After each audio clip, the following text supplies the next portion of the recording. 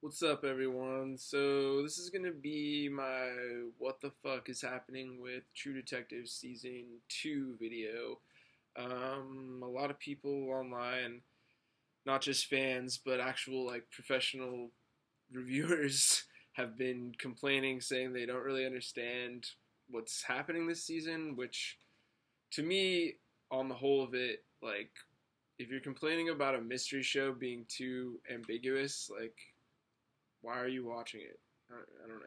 But anyways, most of the confusion that I'm reading, at least, has been centered around Frank, Vince Vaughn's character, and this whole California rail deal, which, I don't think it's really that complicated, at least so far, to explain what's been happening. So this is my take on it, basically.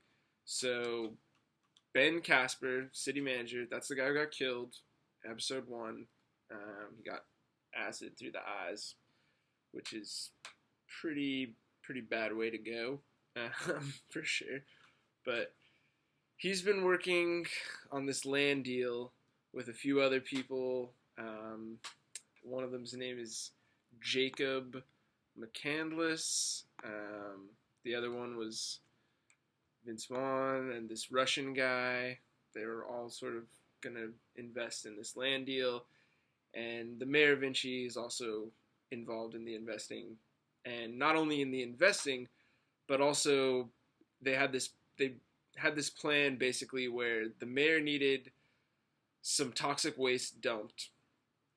And so they decided, hey, let's dump this toxic waste all along this where this rail corridor is going to be, drive the price of the land way down, then go in and buy it super cheap, and once the railway's built, we develop it, make a bunch of money. So that right there, that's just so messed up. So messed up, man. So it's kind of hard to feel bad for Vince Vaughn when he loses out, he gets fucked over, because it's just like, dude, you fucked over the environment, man. Not cool. But anyways, Casper gets killed. Vince Vaughn's $5 million of Vince Vaughn's illegitimate money. Basically, he's been selling off his assets, funneling them into this project, trying to move out of the criminal underworld into this, become like a legitimate businessman, basically. Like taking all of his money out of these bad things and just like, oh, I'm going to invest in land and then I'll be a legitimate businessman, No, doesn't work out. So we don't know exactly who fucked him over. We do know that pretty much this Russian guy, this guy Jacob, his friend Blake, the red-haired guy, okay, Casper, and the mayor's son, I don't really think he's involved because he's an idiot, but they've all been attending and throwing these crazy prostitute parties. So it's not really too hard stretch of the imagination to be like, okay, these guys are all hanging out. They'll come up with a plan where, hey, let's get rid of Casper, and then we'll just take all of Vince Vaughn's money, and what's he going to do about it? He can't really do anything. We'll just make a bunch more money. I'm not sure if that's exactly what happened. I'm sure it's probably something way more complicated than that, but to me it's not very hard to see the motive and how it would be easy to just say, let's kill this guy, cut Vince Vaughn's character out of the deal, and there you go. Extra money for us, bad criminal guys who don't care about anyone or anything except for money. So, yeah. That's my take about what's happening with Frank's character, this California rail deal, Casper, the guy who died. I don't think it's really that complicated. I don't know, I guess, why people are confused. As far as the crazy prostitute parties go, I have a pretty cool theory, I think. Or not a cool theory, I think it's been more than hinted at, that basically these parties aren't just sex parties. They're probably more like anything goes, and maybe even they do like snuff films, basically. Because you've seen in episode 2 with the weird crow mask guy, wherever that house was, someone got tortured there and they filmed it, probably killed. And in the shack, that the other two detectives found.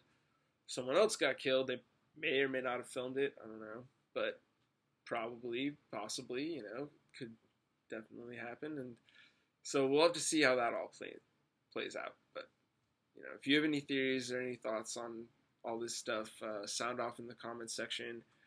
If you like this video, give it a thumbs up, share it, all that stuff. I guess the one more thing that I just want to talk about real quick is just the general criticisms of season 2. I think it's really annoying because I really like both of them. I think they're just completely different. It's an anthology format show, okay? So, just like rural Louisiana, think about how different rural Louisiana is from the great metropolitan area of Los Angeles and really all of California. That is, that's how different season 1 and season 2 are. So different, okay? So I think season 2 is really cool. It's not the same as season 1. It's totally different, I mean, it's about a murder, so I guess that's kind of the same, but it's completely different, to me, it reminds me of a old school kind of film noir thing. I mean, obviously, if you know anything about Mulholland and the water deal, all that stuff, it's very reminiscent of that. And so I think it's really, really cool mystery show. I don't know what more people want. I mean, it's not a creepy horror show anymore, I guess. I mean, I think the Crow's Mask guy is kind of scary. Other than that, yeah, okay, it's not as creepy as it was in season 1. Anyways, sound off in the comments. Let me know what you guys think. And hopefully I'm going to be posting some more videos, reviews of episode 6, 7, 8, and just some general stuff like that. So go to my page, like it, subscribe, all that stuff.